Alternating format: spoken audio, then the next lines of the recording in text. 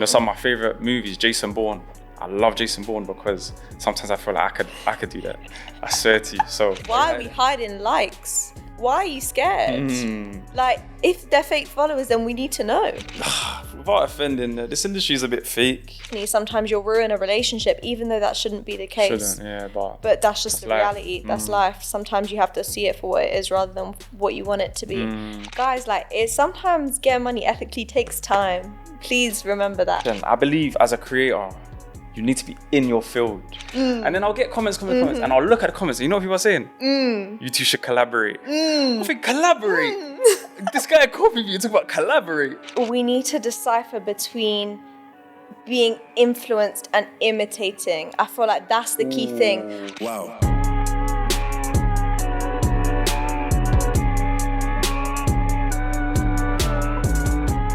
Good evening, Anna. Good evening. Afternoon. Afternoon. Yeah. How are you? I'm great. How are you doing? Yeah, I'm good, thanks. Yeah. Yeah, I got a couple questions for you. Okay. So I'm gonna start off with, what is your name and what type of content do you create? Okay, my name's Anna, and my content kind of revolves around lifestyle, a lot of fashion, styling, but also getting into like brands, and I like to digest articles and getting into like that side of things, more so like the behind the scenes or the history of certain fashion brands and why we do things. No, I've been following recently, and I can't lie, I do enjoy it because, you know, things can be quite shallow, like surface level. And so when you dive in and kind of show people the origins of certain trends or why a brand is on top, it definitely adds good perspective to the scene. Yeah. So it's needed. What about yourself? What is your name and what type of content do you create? So my name is Fem, and I create, I guess, fashion content, lifestyle, fitness content. Occasionally I'll get on TikTok and I'll rant, you know, talk about London, talk about the UK and the state of the world. But yeah, predominantly lifestyle, fashion, lifestyle, fitness. Yeah. And what led you to start creating, and what has been your experience so far? I feel like it's funny because we've actually like known each other for a good few years now. Yeah. So like it's probably been like 2 years or so. I say at least. Yeah, so we've kind of seen, and just randomly you also used to play football with my brother years ago. Yeah, mad, which found out like last year. So yeah, tell me a bit about that. So what led me to start creating? So people around me were creating content. You know, when Instagram had the whole influencer wave, that was never really my style. I was more of a private person. Didn't really want to let people into my private life. When TikTok came about, saw it as like a dancing app, just a place to have fun. Didn't really take it in over COVID. But then I started to see it being monetized, and I started to like realize the influence it had over people. But then I never saw a message being pushed from my perspective of life. So people were putting their, you know, their fashion preferences or their beliefs online and gaining real traction. But I'd had nobody to relate to. So I thought to myself, you know what, why not be that person? Why not tell people what I think or what people from my demographic thinks? And the experience so far, it's been, I say 99% positive. Yeah. It's been good. It's helped me grow as a person for sure. I'm not a shy person, but I'm private and I like to be that way. You're slightly reserved. Yeah, slightly reserved, but this has definitely helped me, you know, come out of my shell a little. You know, as you have to be more time, because remember, when people see you, they see you as the person they see online. They don't know like, oh, that guy's a bit shy or that guy's a bit introverted. You might have made a video where you're so high energy, got 1 million views. When someone sees you on the street, they're thinking that's who you are. Where that might have just been me 1% of the time. And so it's almost like, not to say you have to live up to it, but you know, you have to almost put on a character sometimes. So yeah, it's definitely shaped who I am as a person. Do you feel like your content has changed much since you started? Definitely. I think you can't really avoid it in a way. Firstly, for monetization, you have to be a bit marketable. So yeah, but then at the same time, there's things with more attention. There's certain areas of my life I want to be a bit more private about, and I want to allow to grow organically. I don't really want to tell people about So yeah, how about yourself? What led you to start creating, and what's been your experience so far? What led me to start? I think when I left school, I left during COVID and lockdown, and like I wasn't really like, apart from having a personal Instagram like everyone has, I wasn't like active online. And then I got into selling, curating, reselling, which is what I used to do like 3-4 years ago. You, I think, came to one of our pop-ups once, isn't it? And I used to like curate vintage and like handpick items and then like sell them on for a profit. And after lockdown, like when I left school, that was just something I got into and then naturally fell into it. And then that became like really popular, and I just decided to make a social media account kind of alongside it to be like, okay, cool, I have all of these cool clothes and like a lot of people are interested in it. A lot of items are like one of one, that especially here in the UK, because a lot of the garments kind of like more so American, like when you have like the big varsity jackets or like an old Averex or a Pele Pele jacket, like people in the UK like don't see that stuff. So it kind of became a platform where I could like showcase my, like the clothes that I had and like put outfits together. I would like show stock that I had if I did like a pop-up, things like that. And then it kind of, again, like everyone, it kind of became lifestyle, a little vlog here and there. And then now I think probably I'm like 3 years in or something, or 4 years in. Don't know how long it's been. And now I've evolved and, you know, things are different. I'm a bit more educated now as well. Would you say you're creating the content that you'd like to be creating? Yeah, now I am. I think, well, I say now I am, but we're always evolving, aren't we? So maybe in 3 years' time, I'm like, oh no, that isn't what I wanted to do. Yeah, and looking back, are you happy with the journey? Like 100% happy? Would you change our anything? private videos every day, absolutely. When I go through my old videos on TikTok. Yeah. I don't watch any of my old videos. I mean, no, when you actually take the time, oh my goodness. When I take the time to go through my old videos, I'm like, it's painful. Yeah, it can be painful. But obviously, that was me at one point in time. Exactly. Like, you know what, I'm accepting it. They're going on private, but I'm accepting it. Yeah, that's the journey. It's the journey. But right now, I feel like I am. I think it can, like, when you talk about like the monetization aspect of it, I think that sometimes affects your mental, because you might be making content that you really enjoy, but it isn't necessarily kind of sellable to brands or, you know, marketable rather. So you kind of have to curate sometimes, but at the moment I'm happy. I'm happy with the direction I'm going in. Yeah, that's great. That's great. Off the top of your head, now we're in the quick fire round. What is your favorite brand collaborations, in a few words, and why? My favorite brand collaboration, I'm going to give 2 answers quickly. Yeah. So, number 1, Martine Rose and Nike. Okay. I like that one. I feel like that one opened my eyes to being different. You know, Martine's different. Yeah. And you got a little cheeky pic with her, didn't you? Yeah, had to grab one. Made her giggle. Yeah, trust me. What was your favorite item from the collab? The shoes. Even though I don't own a pair, and I don't think I could wear them. Not yet. I think that I feel like they're more tailored towards women. They are. Yeah. They're I like them on women anyway. But just open my eyes to what's possible, how weird you can be. Not in a bad way, but weird as in different. Yeah. You know, and still see success with it. And then my second favorite, or in no particular order, would be the 7th collab we did. So NSLB and 7th, because that was my real first-hand experience behind the lens, you know, with a brand that's doing well. You know, I didn't come from a fashion background, didn't go to school, didn't intern anywhere, didn't work in retail. Yeah. So seeing how a, you know, well-respected, organized, clean-looking brand kind of paints a picture, you know, and then me being involved in it as like a main, you know, as the main talent, or me and my people being involved as a main, it was really eye-opening. Yeah. And it gave me confidence to now express myself moving forward. So 100% them two. Yeah. And how about yourself? What's your favorite brand collab in a few words? Well, I feel like now I have to include that as well. For anyone who doesn't know, Fem and I worked on a project last year when I was working for 7th, and yeah, we did a shoot together and stuff like that. It was really fun. So yeah, I would say I enjoyed that as well, especially being able to like see something and like I saw you guys and what you were doing, and then I was like thinking, you know, I felt like these guys would look great as a part of this No, I community. loved it. I loved And it. being able to do that.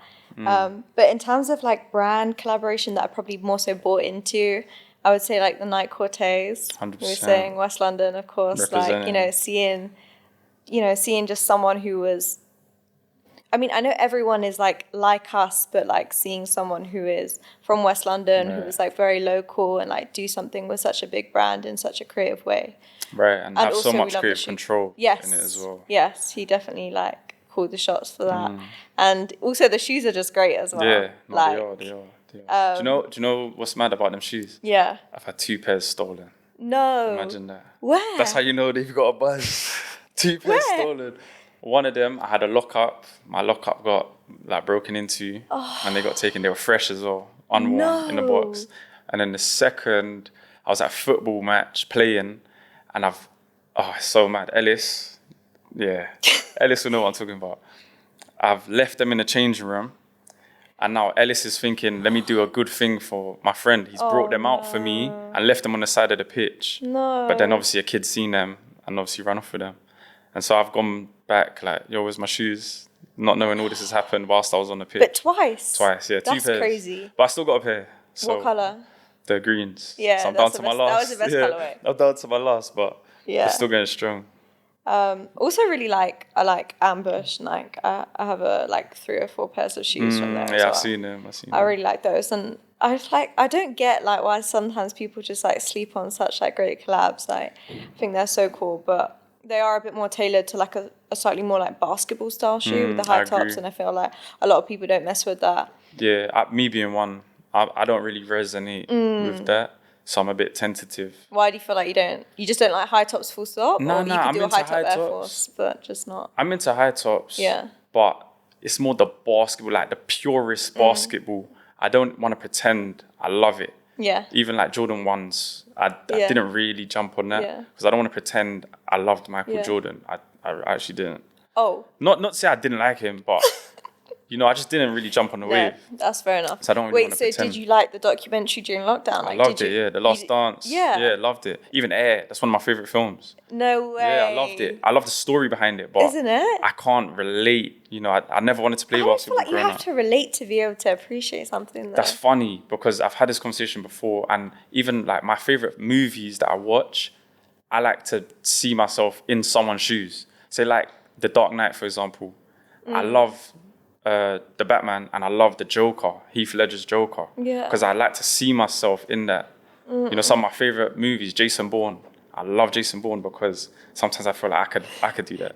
I swear to you. So I need at least a percentage of relatability for me to fall in love with something. But I feel like there was an aspect to which, like, and also if you're watching this, definitely watch Air. I feel like everyone watched The Last Dance, but I feel like Air didn't get. I put this on my story a few weeks ago. People slept on it. Air did not get anywhere near the amount of credit it should have got. I thought it was a really great movie, but I think also from the perspective of like you now as a brand owner. I think that's why though. Yeah. Maybe that's why we love it.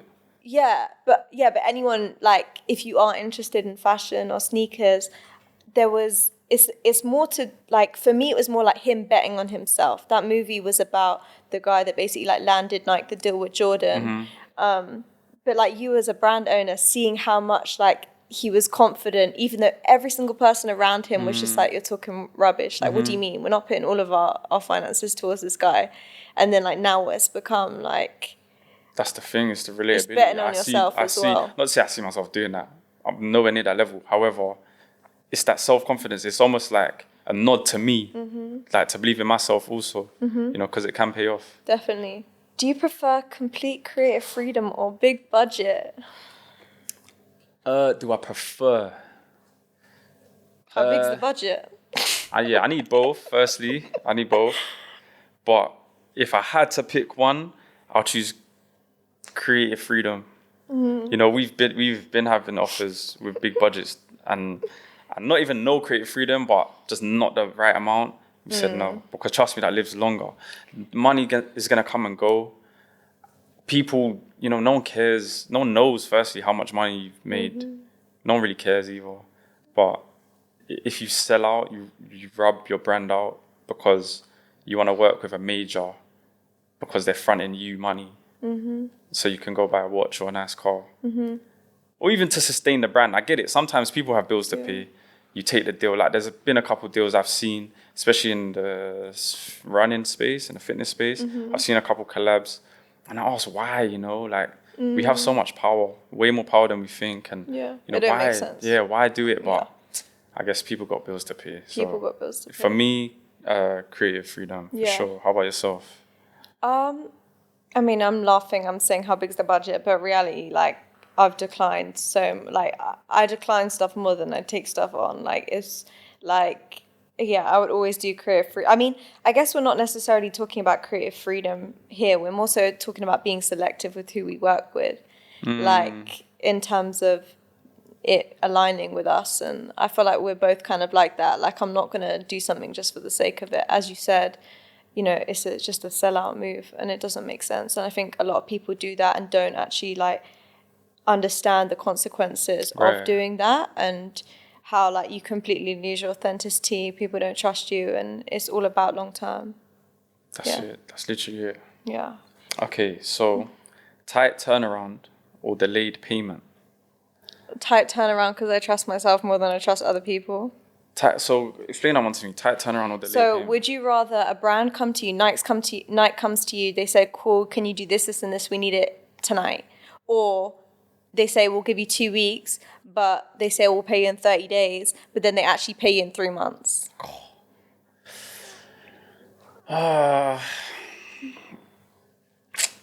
You can ask my manager. I'm not really good with a tight turnaround.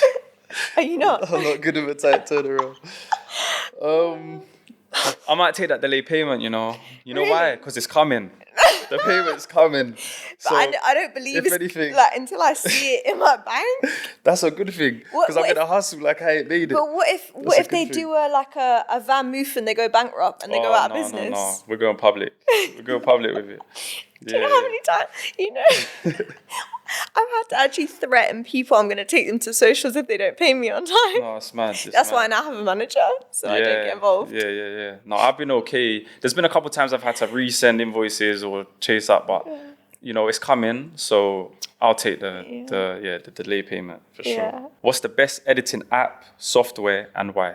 I can't tell you what the best is because I feel like I'm not well versed. What I use, I'm very simple. CapCut on iPhone, and I use DaVinci Resolve if I'm on what's that? DaVinci. It's just more if I do like YouTube and things like that, I'll use DaVinci. But I can't. I'm no expert.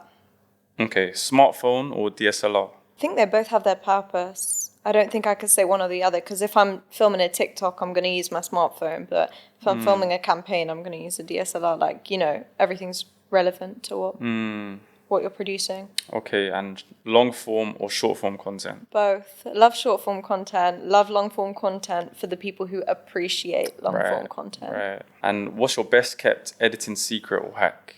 I don't know. I don't think I can answer that. I feel like it's just me. Like, I'm really quick at editing, and sometimes when I see other people editing their TikToks, I'm like, no, but no, I don't have a hack. Sorry. Okay, and you have it or you don't. You reckon? Yeah. Yeah. Okay, I got one. Like some people see. Do you get like some people like with editing? Some people just see it and get it, and some people don't. Know. Yeah, do you know what I mean? Not hacking itself though? Like just to trust yourself almost. Yeah, maybe almost actually I would say consume. Like especially when it comes to if you're trying to get into short form content, which I feel like is an entry point for a lot of people, like understand the way in which videos format and why they catch your attention. Consume and understand, and then do your own thing. Replicate. Yeah. Interesting. And if you could get rid of one platform, which one would you be willing to lose? I don't have Twitter, so maybe Twitter, X, whatever it's called. I just don't know. Yeah. Yeah, sorry. Okay, right, your turn. Ready? Okay, ready. Best editing app, software, and why? Gotta go 2 times. CapCut. CapCut for sure. We love CapCut. That's the job. I voice over on CapCut. I edit. Oh, you do the voiceover on CapCut? Yeah, I do everything on CapCut. I think I need to start doing the voiceover on CapCut. It's such a minuscule difference, but the CapCut button, when you hold the mic, is instant. Whereas TikTok has like a half-second delay. So it's like I'm having to watch it, turn on, then I start speaking. So I lose my natural flow because when I voiceover, I like to just talk as if I'm talking to someone in front of me. Okay. So on CapCut, I can go, today's the day in my life. I went to the shop. I saw this. So that might be your hack. So that could be actually, my hack. as well. Okay. Smartphone or DSLR? I'll say smartphone. I'm leaning heavily to smartphone. Yeah. Even the last NSLB thing. No way. Video on the boat was No way. smartphone purposely. Like Who did that? It was Tyler. I thought it was Shout out Tyler. Tyler, yeah. Shout out So Tyler. we used a drone and an iPhone. And Tyler has got all the gear. All the gear, yes. What's he using for his YouTube? Don't tell me that's not No. He uses a DJI. So, okay. you know, he has all these tools in his toolbox. Yeah. But I purposely asked none of it. I just want an iPhone. Because I wanted it rough and a bit raw and a bit amateurish. So that's the look we were going for. So yeah, I'm leaning to a smartphone right now. I like that. And I like the fact that I think there's also like a story within that, as in like you don't need a big budget to be able to do these things. And like we literally have like our phones in our hands, and if you can afford that, then like the world's your oyster. That's it, yeah. We do get caught up in thinking you need a bigger camera or more technology, but that will come. Yeah, it'll come. Yeah. I'll hire someone for that. Yeah. Long form or short form? In my heart, I do love long form. Yeah. But it's hard because I hate getting I hate giving a video a chance, a long form video a chance, and it's not what I thought it would be. Or what kind of long form? I'm interested to know. So like if you're now like, if Fem is sitting down and like just has some me time, long car drive, and you're like, okay, let me slap on like a long form bit of content. Who are you listening to? What are you watching? I love a documentary. Okay. I love... what kind? I love sports docs. Okay. I love history. And I love war. Okay. I love a build-up. I love a crash. Okay. And then how does it end? How does it end? You know, it doesn't have to end positive. It can end bad. Those are the ones that leave the biggest mark on me. So what's like one of the best like documentaries you've watched? Senna documentary. Ayrton Senna, he's a Formula 1 driver. I don't want to tell you like how it ends because that's the gem. Okay. But it's on Netflix right now. Okay. Can't recommend it enough. Oh, okay. I'm going to watch it then. He's number one. Like he's Lewis Hamilton's GOAT. Okay. So it says a lot. Okay, I'm going to watch that. Do you want to say another editing hack, or do you feel like you've covered it? I got a couple. Yeah. So another editing hack, I would say make the content that you'd want to watch. So look back at the video once it's done and watch it. And if it doesn't make you like smile or giggle or laugh, you know, you don't even want to watch it. You know, why would someone else? Obviously, a week later, 2 weeks later, you might not want to, because that happens to me. I don't want to watch my videos I made a week ago. That's what I was going to say. But with that, do you feel like there's also like, you know, when you've watched a video you've edited like 12 times and you think this isn't it anymore? Yeah, I'm done with it. But at the time, you know, so funny. Sometimes I'll watch my own video and laugh. And I'll just be laughing. A lot of the time I do my voiceovers in my car because the sound is tight. Okay. And so I've been in my car laughing at the vid. I press upload and I just walk upstairs like, yeah, done. Video done. So I say, yeah, enjoy your content first. Before you want someone else to support it and enjoy it, you know, do you want to watch it yourself? Okay. If you could get rid of one platform, which one would you be willing to lose? Yeah, same. I don't have Twitter. Yeah. I got football Twitter that I just watch like transfer updates on, but I don't use it. So tell a lie though. Oh. Twitter, the videos come out on Twitter first. You know, like the mad videos. Do you remember like the Uncle Drive? Do you remember that video? I want to say yeah, but no. Okay, it's like the mad graphic videos. Okay. They're on Twitter. Maybe not that's great why we're not on it then. Yeah. Okay, yeah. Someone said, who's it the other day, that lady, and she was like, Twitter's like where decorum goes to die. Oh, 100%. Yeah. No, Twitter is like... I think people are too... honestly, people on Twitter, I think they just have too much time. Too much time. Because, like... You chat. Yeah. I think you just have too much time. Yeah. I'm sorry. I mean, do people do sponsored stuff on Twitter? No, Twitter is that even a market? I believe Twitter is like community, as in you chat to your people. Well, I think everyone should stop talking. Yeah, everyone should stop talking. Focus on other things. Literally. I feel like the hate on there is worse as well. Yeah, I don't think I could deal with that. It is. Okay. And that wraps up the quick fire round. Yeah. Okay. Segment 3, the creator and the strategy.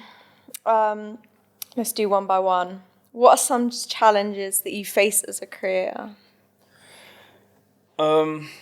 you don't want to create every day. Well, speaking for myself, I don't always want to create. I believe in input and output. You know, I'm not always on. I'm not always ready to go. I'm not always ready to pick up the camera and, you know, put you onto this or show you this or give you my opinion on this. Sometimes I want to learn as well. Sometimes I want to disappear for a week and do my own research too. And sometimes an idea is still brewing in my mind, you know, that let's say I'm designing a hoodie. Just because I've started designing it doesn't mean I want to put it out to the world yet. It might take a while to do. It might take trial and error. I might, you know, I might need to wear it. I might need to test it before I'm ready to put the idea out. And these things take time sometimes. And especially with TikTok, you're expected to post at least once a day, twice, 3 times, 4 times. Sometimes I don't, you know, it's almost like I have to sacrifice quality for quantity. And I don't always want to do that. So that is definitely the biggest issue I face right now. So what are some challenges you face as a creator? I don't know if it's necessary. I think it's a challenge for everyone, but I think engagement is something really important to focus on. And I think now we're heading into this direction where people have big followings, but they don't have engagement. They'll have 100,000 followers and they're hiding their likes and they're hiding their comments. And to be honest, I think Instagram should get rid of it because it's ridiculous. Why are we hiding likes? Why are you scared? Like, if they're fake followers, then we need to know. I'm confused why people appeal to brands who hide their likes and followers. Their likes and comments. It confuses me because it doesn't make sense. Like, how do you know someone can have 100,000 followers and then you're going to pay them, you know, 10K to do a campaign and they get 500 likes? Like, to me, it doesn't make sense. I think it's just risk, you know? It's less of a risk. It's like, okay, this guy's got 30K, this guy's got 100. Surely we go for the 100 because more people are going to see it. I don't know, though. I don't think that's how it works. I think people who have more impact are people who have higher engagement. But I'm saying in general, I think people need to focus on engagement. And I know it can be a challenge, but that's something that I've learned is that stop focusing on the number going up. I'm more focused on things like, are people messaging me, popping up to my stories? Right. Are people having conversations with me? What's my likes and comments like? Because these things are important. Or like, say if I post a video on TikTok, maybe it doesn't get 100,000 views, it gets 10,000 views. But then I have 40 or 50 comments of people actually who are interested in this subject and are discussing the subject. Not only discussing the subject with me, but maybe bringing new information to the table because they actually care. And I think people need to focus more on engagement and creating a community. I think there are a lot of people who have really great community. I mean, who's someone that you look at who has a great community, do you think? Okay, there's this fitness creator called Kian Fit. Okay. Kian Fit. Okay. He's Welsh. Okay. Got a great community. Yeah. But to be fair, he is growing. Yeah. So it's probably a bad example. But someone who's still relatively I don't necessarily small. Relatively small, but like I think people like I always quote like Mel's wardrobe. I think she's a really great example. Melissa's wardrobe, Stormzy Stylist, like or London Girl and NYC. Like these people, I really like the fact that they will have conversations in their DMs. Same thing that Clint does, and they'll repost their DMs. You've done it as well. You know, a lot of people do it. And I think it just shows like the engagement of like people actually care for what you're saying. People care. I think that's important, not just likes. Anyway, sorry. Having a bit of a yap. Okay, so what are some of your techniques for growing and engaging with your audience? Okay, this is kind of like, it's relevant. Swiftly, yeah. I think people sleep on Instagram stories. I think Instagram stories are really important when it comes to community. I think your page is like your portfolio, but your Instagram stories is day-to-day how people actually get to know you. That's how I see it. TikTok as well. I mean, I feel like I'm only talking about Instagram right now. What do you think? I think growing and engaging are two separate things. You know, you can use like hacks for growing, like Reels, for example. Reels tend to do well, or you can go viral on TikTok and gain followers. That's not necessarily engaging. Yes. You know, so I agree with when it comes to engaging, I agree with stories. Yeah. Speaking your mind, I think helps engage. Those spontaneous conversations. Literally speaking out loud, just what you think. You're not necessarily doing it in an aesthetically pleasing way. Just speak. Say what you think. give an opinion, man. Too many people like sit on the fence. Yeah. Because you're risking polarizing your audience, and most Yes. people don't want to do that. Yeah, correct. But I believe if you want to form a tribe, you have to belong to something, belong to an idea, and so people need to not like you in order to like find people who like you. Yes, that really like you. That's exactly it. Speak your mind. I think also interacting with people. I'm not a big fan of like people who don't reply to any, not those people as in the concept of not replying to comments or not replying to DMs.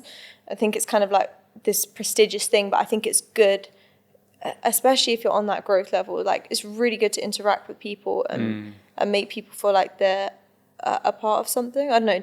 Would you agree with that? Yeah, I do. I do to a degree. I don't necessarily have like what's the word I'm looking for? I don't really have like a reason why I don't reply sometimes. Sometimes I just don't want to reply. Yeah, like I feel like DMs are sometimes different. Yeah, sometimes I don't. But then sometimes, I reply, I'll tap in with, a young man that's telling me how relatable this is, or... I'm sure when it comes up to like your drops and stuff, like if people are asking about the clothing, like that's something that... Naturally. But even just if I've tried really hard on something and someone's acknowledged it, I appreciate them ones. Yeah. Like obviously the campaign that just dropped. Yeah. I got a lot of messages about how they appreciate the growth, for example. I appreciate that message a lot because that's something we actually sat down and spoke about and targeted.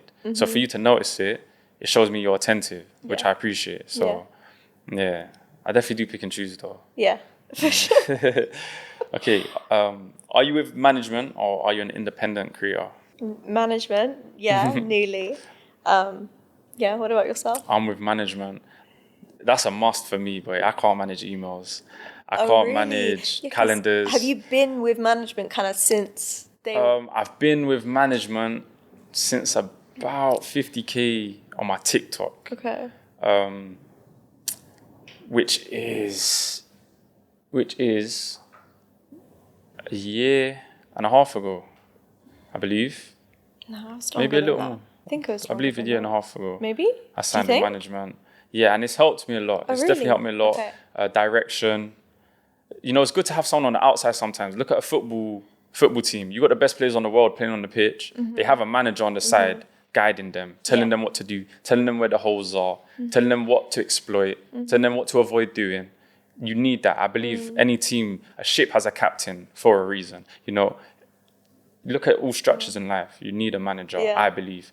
Shout out to the people doing it independently, but there does come a time when take the load off yourself. Obviously it feels great and it strokes your ego to say I'm independent, I'm doing it by myself. But if you just sign a team, man. Sign to a team that has your best interests in mind. And you could really elevate, I believe. Yeah, I think it's beneficial if you're with the right person people. Like I've been, I didn't have management until a month or two ago. Damn. And for the last 4 years, I've just been doing my own thing. Although people approach you, but I've just never really had an interest until the time was right. And then it just felt like time was right. So what was that catalyst? What was the key thing that... It was actually funny. So I've been working, was working at 7th for 2.5 years. And then that kind of came to an end. And now I'm going fully freelance.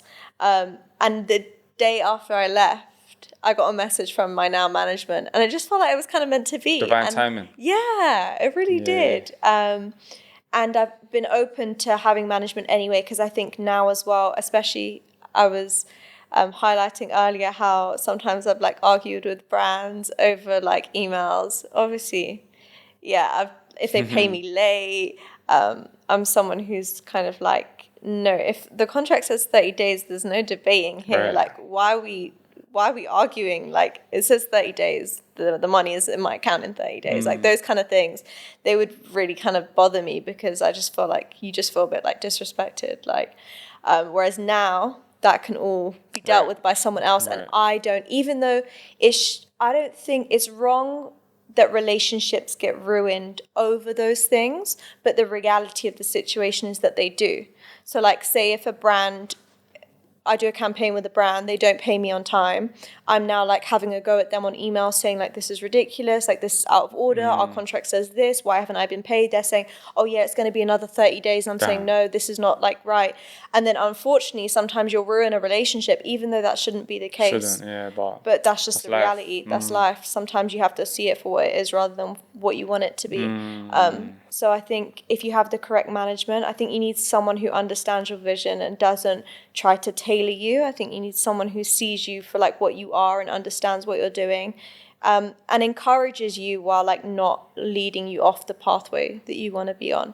But I think it's great, and that like an amazing manager can really do wonders for you. There was just like, because it's relevant to this, I remember listening to a podcast like years ago. I can't even remember who it was, but it was a famous matchmaker like for relationships in America. And he just, this point really stuck with me, is that he says the best way to meet someone is to be introduced. And whatever standard they hold for the person introducing you, they're going to hold that same standard to you. Preach. But then it can also work against you. Like, so obviously if, say I introduce you to one of my friends and you don't have any respect for me, if I introduce you, you're going to feel the same way about the friend that I introduce you. But that's why managers are important, I think, as well. When it comes to that introduction, it's like it brings you to this new level of like, this is this person, this is what they do, and then it puts you on a platform, especially if they themselves have respect. And I think that really stuck with me in terms of like the introduction aspect of it. Oh, facts. I agree with everything you just said. How do you work on building creative relationships? It's not my strong point, I'll be honest. It's not my strength. Does this, I guess this means like what other creators? Within creators. Okay. I'm not good at this. Yeah. I'm not good, I'll be honest. I'm the wrong person to ask. I have like, We'll ask you, how do you work on building creative relationships? Might as well just skip this question. I'm bad still. No, I'm joking. I'm about to say my strip. Look, I think we're probably somewhat similar in that like we both kind of, I feel like we keep to ourselves. You have your own.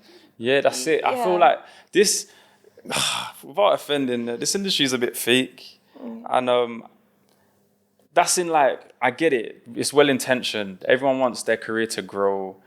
You want to associate with the cool people. And, you know, sometimes I feel like I can see it in you.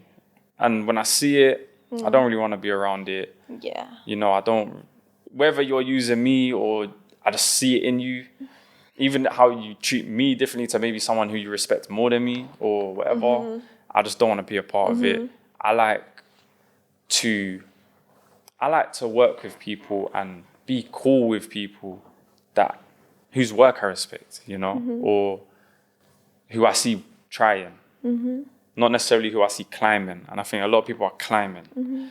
And so, yeah, for that reason, I just tend to let things happen naturally. Yeah, I agree. I think things should happen authentically. But then at the same time, it's like you do still sometimes have to put yourself into spaces where those relationships can organically form. Because I think sometimes it's like, oh, I want to meet people who I have like an authentic relationship with, but then like I'm at home seeing the same people for like 6 weeks in a row. Never it's going like, out. well, that's not going to happen, is it?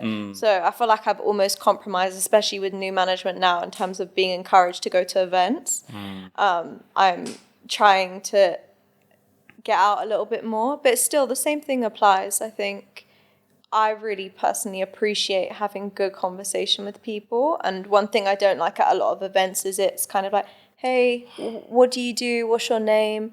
Oh, this is your Instagram. Whereas like, I really appreciate when we can have like a good long conversation about something. But if you do want to do that, you just get outside, I guess. Yeah, and you know, it's like them people are the ones that are winning, man. Yeah. It works. Yeah. So, you know. Maybe we should do more of that. Yeah, maybe we've got the wrong strategy.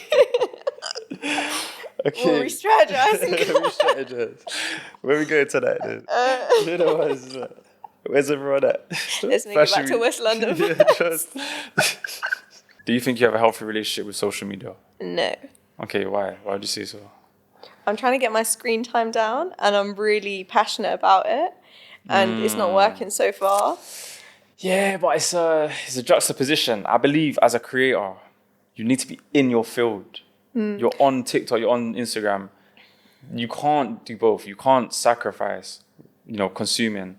You kind of have to be a consumer at the same time, as well as a creator. You have to be on it to know, like, to be on the beat. It's like trying to be a footballer, you don't train. Oh, I want to be a footballer, but I don't want to go training.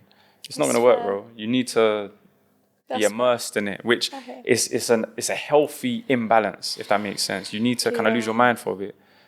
You need to be obsessed with your craft, I believe. Anything, in any aspect of life, you need to be obsessed with it to be good at it.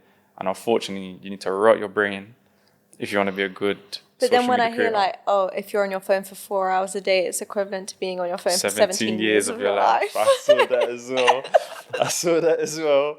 And it's scary. However, you're working. You're not just consuming, laying in consuming or consuming and not going to bed at night. I think that's the thing. I think it's the consumption, which I feel like I need more discipline with sometimes, is that I check myself. Like, for me, it's more the habit of checking things. Like, if I've posted a video, cool, I don't need to go check it 16 times to see how it's doing. Like, what's the point? There's no point. Naturally, though, you want to gauge how your content's doing, though, at the same time. Yeah, but that's my downfall, and I'm working on it. I think especially it's important. I think, as you said, like, you need to have a balance. You need to be consumed by what you're doing. You need to understand it. But I feel like having a balance, like for me, for example, like at the moment, I don't go on my socials now till after I go gym. So like wake up, have that time in the morning to myself, go to the gym. Then after that, when I already feel like, okay, my energy's up, then it will be like, okay, now I can go on my phone. You're doing better than me. Oh, okay. Because I'll jump out of bed and open my phone. Sometimes it just wakes you up, but yeah. What is your creative process when receiving a brief and working with a brand? Oh, good question. My creative process. Ooh. Okay, so I like to use my imagination, and I believe the best campaigns are those that, you can tell imagination has been used. It's been thought of outside of the box. So I like to think of almost like the kid in me, the child in me. Okay. What would he have liked to see? Think back to like adverts I saw growing up. Particular ones stick in your head. Yeah. They're always the craziest. Like what? Like the gorilla, Phil Collins, the Cadbury gorilla. Yeah. That makes absolutely no sense to chocolate. Yeah. However, you're going to remember that advert. You're going to reenact it. Every time you hear the song come on, household song, by the way, every time you're going to hear that song come on, that's what it's going to remind you. That's what you remember, the gorilla drumming. Yeah. Ties it all back sense. in. Yeah. You go buy a dairy milk in a shop. That's now your favorite chocolate. So, yeah, I would say appeal to the kid in people. People don't want to be grown-ups. Like, you don't change how you feel inside. Every year that you add to your age, you don't feel that number. I don't feel 26 or 35 or 47. You still feel the same. You've always felt the same. Can I ask you, like, out of interest then, like, what's maybe, like, is there anyone that you've seen, like, who has done a collab and you're like, nah, that was, like, a good ad? Like, that makes me want to buy the product or invest in that brand or whatever. Like, is there anyone that comes to mind? I watched, I'm going to butcher it because I don't remember the name, but I watched an ad, a Reebok ad, yesterday. As in, like, an influencer? Okay. Yeah, so I believe, like, he's a creator, American creator, I think from New York, and he collabed with Reebok on a shoe. Yeah. And the ad for that was funny. Yeah. And it just had so much culture in it, and I could tell, like, this is probably related to his upbringing. And I'm interested. Like, where's them shoes? Like, let me see it in person now. Yeah. Like, you've got me through the first door. Yeah. Now I'm at the. Yeah. I want to see it physically. Yeah. Soon. Which is one step closer to buying it and wearing it. So, apologies. I don't remember what it's called, but it's a Reebok ad by a creator, New York creator, I believe, New York. What is your creative process when receiving a brief and working with a brand? I don't think I really have a creative process. I feel like the idea of a creative process almost like takes away from the aspect of creativity because it's like there's no chronological like sequence of like, okay, this is what we do and this is what we do. Like sometimes I'll be making content. Sometimes it will be like, I love this outfit, let's make a video. I love this sound, let's make a video. I don't know, something pops into your head, let's make a video. Like there's no like sequence of events that happens. Do you feel like going for a walk helps you brainstorm? That's what Go Do you know why I laugh? Because, like, you know, we all just try and, like, go for walks and, like, think, like, oh, my life's going to be good. Like, you know, we try and go for walks to sort our life out and get our thoughts. And I don't. When I'm on a walk, I'm just, it's not really, like, nothing is obtained. I feel you. But I understand, what was the question? What is your creative process when receiving a brief and working with a brand? To be honest, can I be so real? Sometimes the process is so limited because I do feel like a lot of brands lack creativity when it actually comes to sponsorships, if I'm being so real. Like, most of the time you have to fit into a brief. This is what they want you to do. Like, maybe I just haven't had the privilege yet of, like, working with a brand who's, like, allowing me to have the creative process. But most of the time it's fairly straightforward. Like, get ready with me, which is great. I love that because I do that stuff. Do you know what I mean? That's great. But, like, I don't know. Do you feel like there's really much creativity allowance when you work with brands? I wouldn't. No, there's less. So. There's definitely less because more risk. You know, I've understood this firsthand. Brands don't want risk. Yeah, that's what it is. Yeah. So there's definitely less room for creativity because it could flop, and then that's on the guy in charge, and he doesn't want that. So But when it comes to, I guess, like, my personal stuff, this is more advert because you asked. That's what the walk was about. So that was my perspective. Yeah, the walk. Okay. When I receive a brief, but I've been shut down many times. I've been shut down many times when I feel like, you know, this idea will really resonate with my audience, which is why you've asked me to do it. But now I'm giving you my idea. Yeah, you don't like it. You'd rather I learn that way or that way. Literally. Or you show me an example of how someone else done it. It's like, you know, maybe go hit them up, man. Yeah. You know, in my creative process, a practical step, I like to go for a walk. You like to go for a walk? Yeah, I like to go for a walk. Where do you walk? Just anyway. It's somewhere where there's grass and trees. Go outside where you ain't gonna run into stressed out people on their way to work. You know, you're around old people or mothers Slower pushing living. chairs. Yeah, Slower pushing living. exactly. Okay. Slow living dogs. I love all that. Yeah. Yeah, I do. I hear that. And I think sometimes just like almost like observing life rather than consuming it sometimes. I think when you actually like sometimes take the time to step away from that consumption element that we were talking about, that's when not only ideas come, but ideas that are actually like original. Well, nothing's original, but kind of tailored to you. Yeah, that you maybe agree. haven't seen someone do before. So go for a walk. This is not the part I'm don't feel like I'm going to be great at. Oh gosh. But yeah, are you ready? I'm ready. Okay. Ready as can be. Celebrate the art of ballet with historic London theatre. Now, didn't you say you liked history documentaries? I do. Yeah. To inspire an age gap between 18 to 35 to discover the magic of ballet at one of London's most historic theatres. God damn. It's all about celebrating ballet as a powerful and modern art form that resonates with today's generation. Whether you're new to ballet or already a fan, we want to show how this timeless art form can captivate and inspire. Okay, so it looks like they're going to need an Instagram reel, a quick, energetic montage of key moments from a ballet performance with a catchy soundtrack and on-screen captions highlighting its elegance and excitement.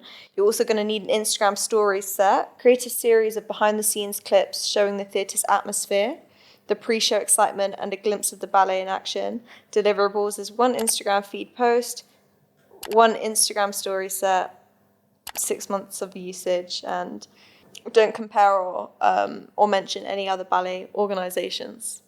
Because I'm sure you had a list in your head you're ready to compare to. Hey. Ready? I'm ready. Go for it. All right, cool. So my thing I like to do is make things a bit funny, make it a bit humorous and relatable.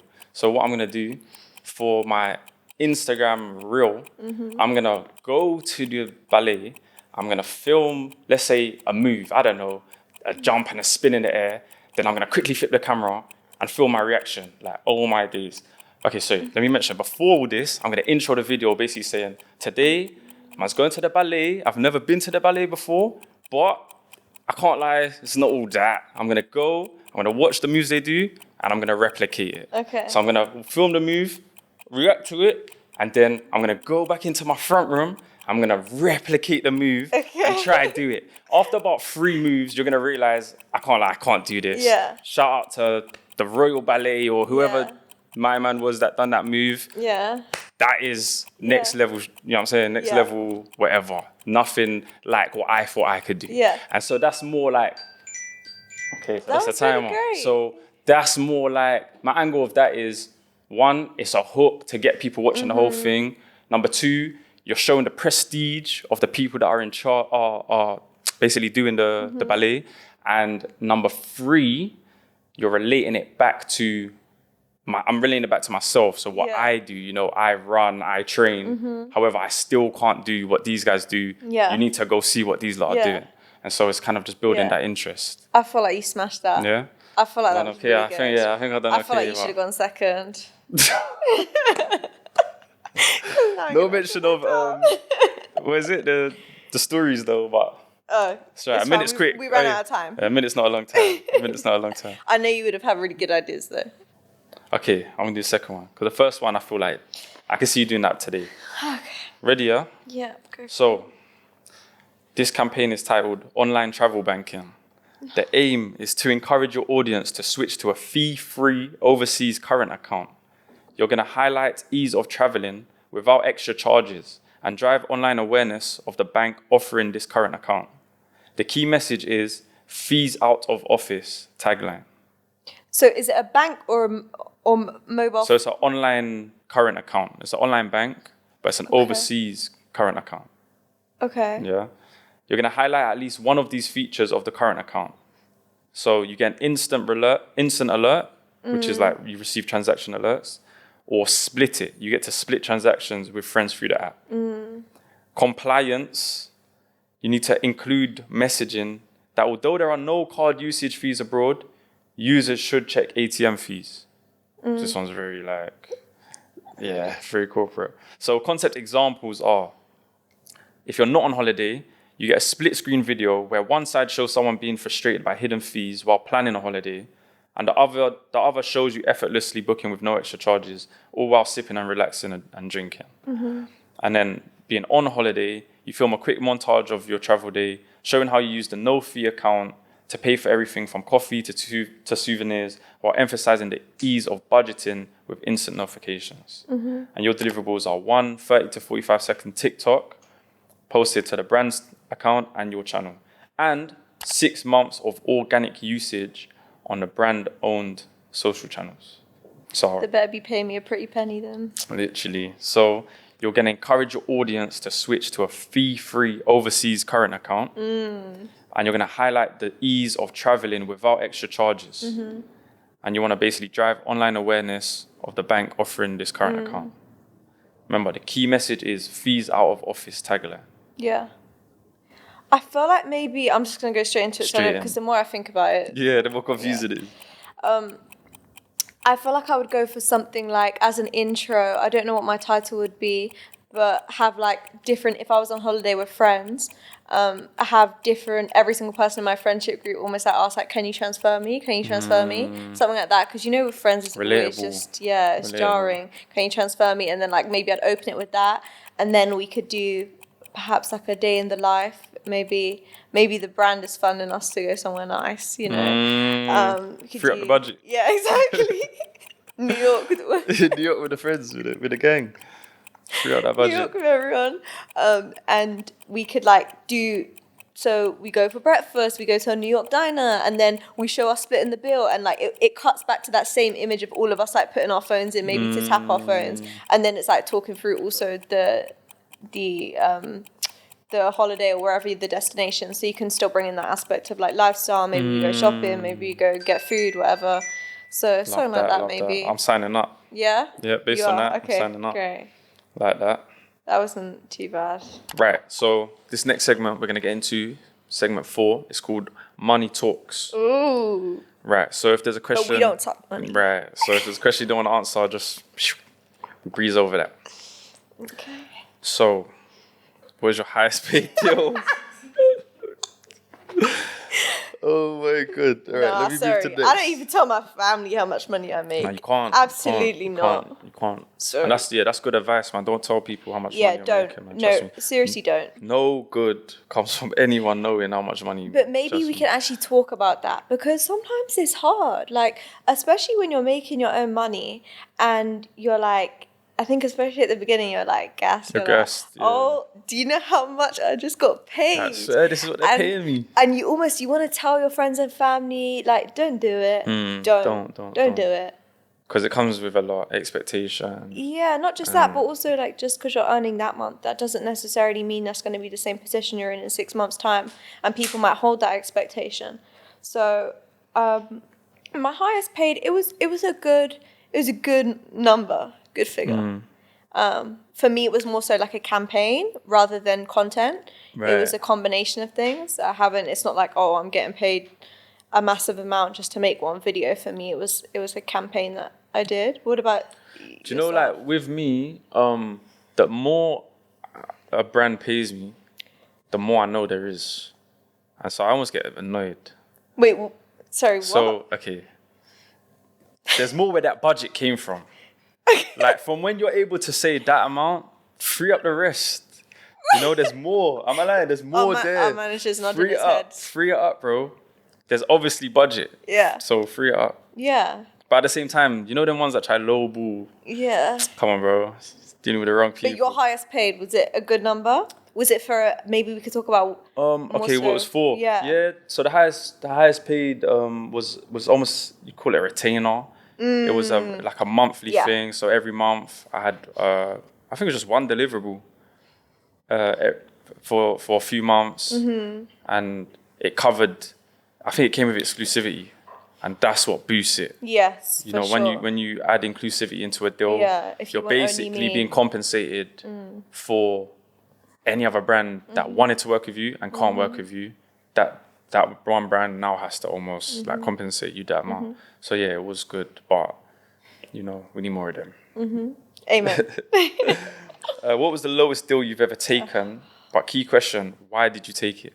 If I'm honest, I feel like I don't know what the lowest deal is, but I'll tell you a story of like when I first started, and like I did a deal with a brand, and at the time the number wowed me. I was like, what? You're gonna give me this? I would have done it for free. Yeah, but also like didn't really read the contract. So now that brand still uses my face. 3 years on, 2 years on, whatever years on it is, and me not getting paid anything like at all, and the money to begin with was nothing, and the contract says usage basically till forever. Do you know that's daylight robbery? Yeah, man. But at the that's time, what comes with it, though, man. Yeah, like at the time, I was like, and it's not something that's really bad. Like, I'm not saying that. It's not like something that I no longer like can see myself or visualize myself in. Like, say for example, I don't know. Let's just say I did like an advertisement for a meat company, and now I've gone vegan. It's not like that. Okay. Like, it's not opposite. Like, it still aligns with me. But I think initially, like, you know, it happens. But I missed out on what could have been a lot of money, but it happens. Yeah. Lowest deal you've ever taken? Yeah, same. I can't really remember, if I'm being honest. I think I've always been choosy. Even before I did one deal. Yeah. I always knew, because I cared so much about where I came from and the people where I come from. Okay. So I never wanted to be seen working with like a washed brand. Okay. So do you feel like it's almost like you caring about what other people think? Yeah, definitely. Initially, now I'm, you know, I've got my own taste. You do your own thing. Yeah. I do my own thing, but initially, you know, even making TikToks, you know, you might catch a bit of heat for. So imagine now working with like a rubbed out brand, you know. How do you feel about that? Like, how do you feel? Because it's actually funny, it sticks in my mind the first time I think I met you in person. I was like, oh, you do TikTok? You're like, what? No. Did I say that? Yeah, because like people that don't know you that's all they know you for. You think that's all I do. But you don't even know there's this whole side that comes behind that. Why do you care that people need to know that there's a whole other side of you? because I know how long it's taken for me to build who I am today, and what I went through to build that, the experiences I went through, the hardships.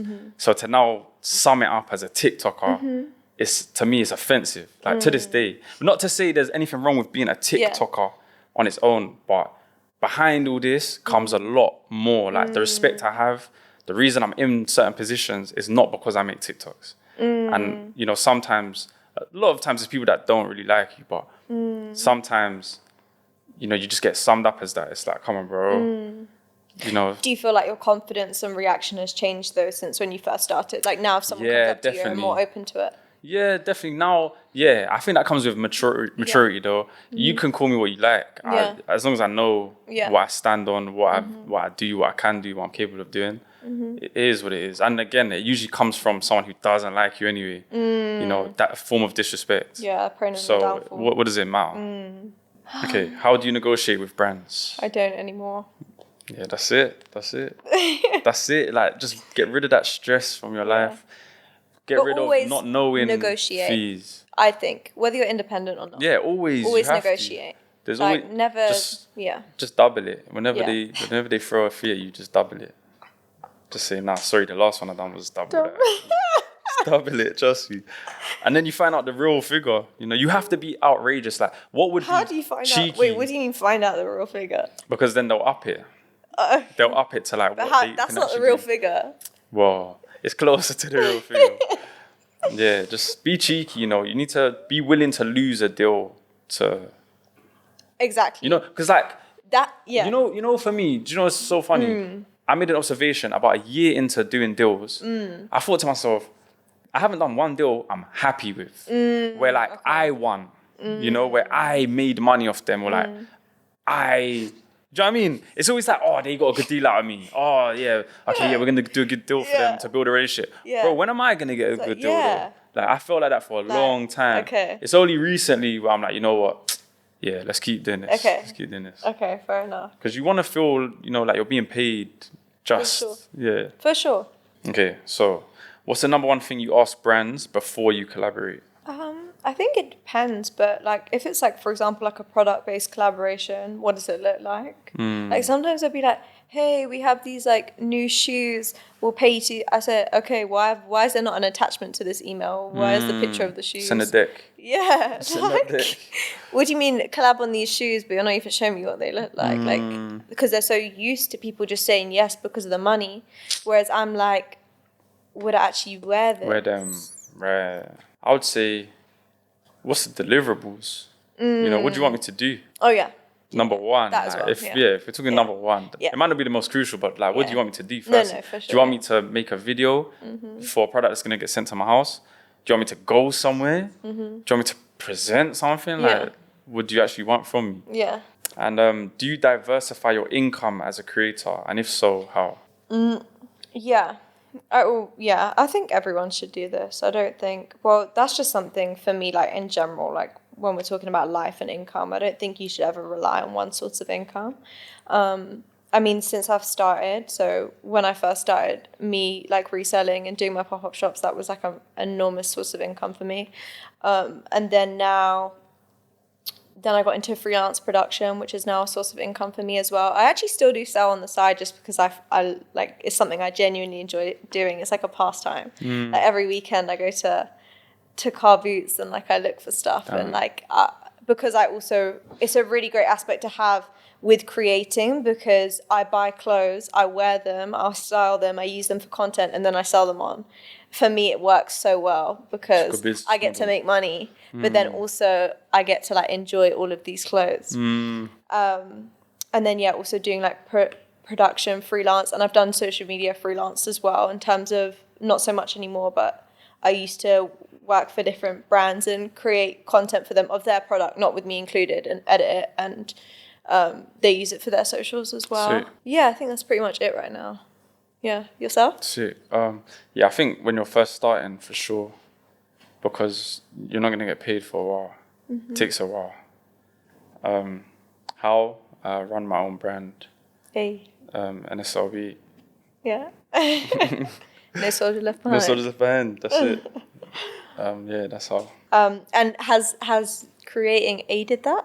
Yes, it has. Yeah. It definitely has. Because I'm sure that people can see that the message my brand stands on, I stand on. So, you know, it just drives that healthy traffic, and it shows people that it's authentic. The brand doesn't pretend to live a life it doesn't actually live. You know, it's just a true message. So, final segment. So, what is your final message to content creators or anyone looking to become a content creator? Authenticity. I think what Fem said about, you know, the monetization is going to come. No, I'm actually recalling this from our interview. When we did this interview last year, one of the things that you said that really stuck with me was that, you know, like the money's going to come, but at the moment it's like building. And I think that applies with content creation so much. It's like, do your own thing, but also like work smart. Don't necessarily work hard, because I think people put a lot of information out there. It's like, oh, make 4 videos a day. Like, I think it's just a load of rubbish. Like, work smart, not hard. Understand what it is and what needs to be done, and constantly look to improve. But then at the same time, be authentic. Don't be a sellout. No one likes a sellout. Think longevity. Straight through it. Yeah, think longevity. Like, what do you want to do in 5 years? What do you want to do in 10 years? Right. Every decision that you make today is either aiding that or taking you a step back from that. Yeah, I like that a lot. I like that. Yeah, I agree with your last point, especially. You know, why do you want... Okay, so for those looking to become a content creator, do you really want to do this? Do you know what it comes with? You know, there's a lot that people don't see that this comes with. And so you need to know what you're subscribing to. But other than that, good luck, be consistent, work hard, because it's hard. It's hard, like with anything in life. You know, there's no get-rich-quick scheme. You got to do the work. You got to do the research. Ethical. Ethical. That's another thing as well. Guys, like, sometimes getting money ethically takes time. Please remember that as well. It does. This is a risk. And, like, speak for myself, this was a huge risk for me, man, to put my life out to the world with no guarantee of anything. You know, there were things going on before I started this that I wouldn't necessarily have put out there, but I had to sacrifice certain things, you know, for this, and took the gamble. So, you know, thank God it's paying off, but you need to know what comes with this for sure. Bet on yourself. That's it. Sure. Final message to content creators right now is to, don't want to say stay in your lane, but don't look at what the next man's doing. And no, let me change that one. To content creators right now, if you copy someone, big up that creator. Big up the person that you copied it from. Just a little shout out. Because I feel like, let me just vent quickly. Yeah. I feel like in the UK. I feel like I'm going to add to this actually. In the UK, can I just say, I've been copied so many times. Oh, okay. And I expect, you know what? I'm not going to say anything. Like, let me keep my dignity. I'm not going to say anything because the comments are going to do it for me. And then I'll get comments, and I'll look at the comments. And you know what people are saying? You two should collaborate. I think collaborate. This guy copied me. You talk about collaborate. Call it out, bro. Call out the copy. Like, this is not a collaboration moment. You collaborate where two complement each other, not where someone's copying, bro. We're talking about collaborate. But I feel like in America, they might call it out. But here, we're too afraid to offend. And I don't want to be that guy that's snapping at people online. Why not? Because I'm trying to remain marketable. Because we're monetizing. You know, you got to think smart. Yeah. You see the art of war. Think longevity. That's it. The art of war nowadays is in the pockets. So I might get mad online. I'm just hurting myself.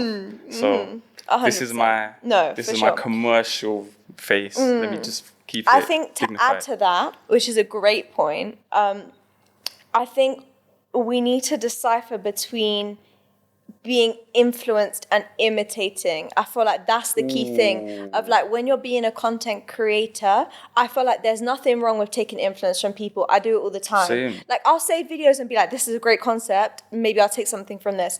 But that is so different to imitating someone and trying to be someone, be like someone.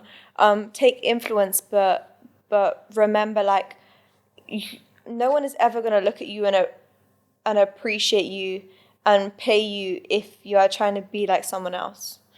I think that's like understanding the concept of what people mean when they say be yourself is a big part of influencing, I think. Because people always say be yourself, be yourself. What does that mean? You'd be surprised though, man. The world moves so quick and it's so fickle that people get away with it. They do, but I People think... get away with it. I don't know. I disagree. I think everything will catch up to you in time, personally. That's my beliefs. I think you can make a quick buck, but like, you know, in terms of just because also having a following and getting paid, but then do your friends like you? Do you have friends? Do you have relationships in your life? Like, I feel like something will always give. There's more to it. There is more to it, but happy creating. Yeah, happy creating. Have you got any future exciting projects coming up? Yeah, I do. It's looking like an exciting end to the year. Yeah. A lot I can't speak on, and I prefer it that way. I like to be a bit private and just pop out with some crazy behavior because I like to keep people on their toes, and I like people to doubt me. I like when people think I've gone quiet, and then Fem's falling off. Yeah, and then I'm across the world doing some mad work or something. I love that. So I'm gonna keep that one, you know what I mean, keep my cards close to my chest, but there's always works going on, trust me. How about you? Have you got any future exciting projects coming up? I'm like you as well. Like, I feel like I don't talk. Also, it's a good lesson to learn to not talk about things, I feel like, until they happen. Because unfortunately, the reality is things can fall through, you know, stuff like that. So, which does happen. But we're working, you know, keeping quiet, minding my own business, and just focusing on what I need to focus on. Let's get it, man. Let's get it. And where can people find you online? Instagram, TikTok. I'm sure they're going to put my at here. YouTube. I keep forgetting I do YouTube now. Oh, yeah. I had a short career. Oh, 3 videos. Did you used to do YouTube, isn't it? I was making YouTube videos last year. And you know what's so funny? Yeah. I enjoy them so much. I enjoy making it. Yeah. But I don't like editing. I'll be honest, the editing. Okay. Can you see yourself going back onto YouTube? Yeah, 100%. Or having like the page for the brand for NSLB? No, I wouldn't put the brand. I want to stay open-minded. Okay. But right have you seen like the Cole Boxing documentary, like stuff like that? I love them. Yeah, so like would you... Yeah, but it's got to be done right. Okay. It's got to be done right. Yeah. And I'm just not ready for it right now, on top of everything I've got going on. But, you know, the day will come when I slow down from my personal socials and then I build up more long-form content. Definitely. You can find me on Instagram and TikTok at FemPV, nothing else. Thank you, Creators on Creators, for having Fem and I on the podcast. And make sure you leave us a rating or review on any platform you're listening on or watching on. Drop a comment, subscribe, the whole shebang. Yeah. Thank you very much. Wow.